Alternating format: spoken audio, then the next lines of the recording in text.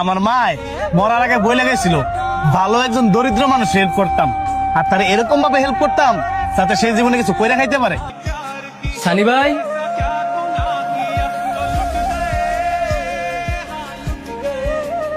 তো ছোট ভাইয়ের ব্যবসা মানে তো বড় ভাইয়ের ব্যবসা।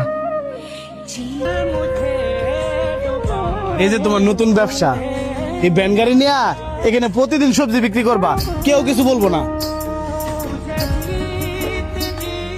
এইসব আমার জন্য করলেন যে?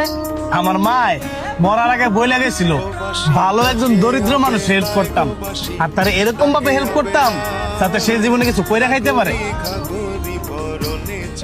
হ্যাঁ বা না কিচ্ছু বলবা না, মনে করো আমি তোমার ভাই, এখানে মন দিয়ে ব্যবসা করো, গেলাম। আয়ো তুমি আমার লগে, আর বাসা তোমার দেখাই দিই। সানি ভাই, সানি ভাই,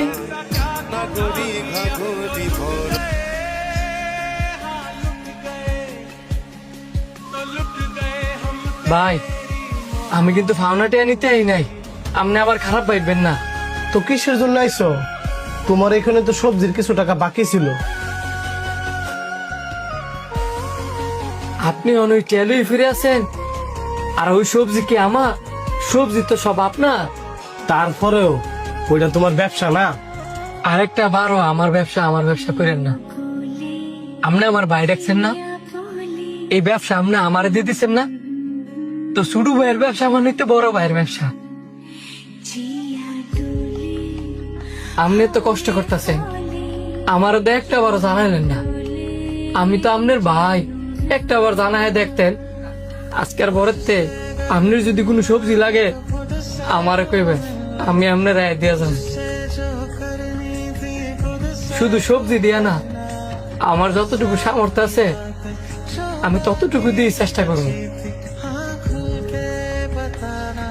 আজকে যদি আমার মায়ের উঠে থাকতো তাহলে অনেক খুশি হইতো, আর কইতো আমার হুলা একটা সঠিক মানুষ চিনছে, তুই আসলে আমার ভাই।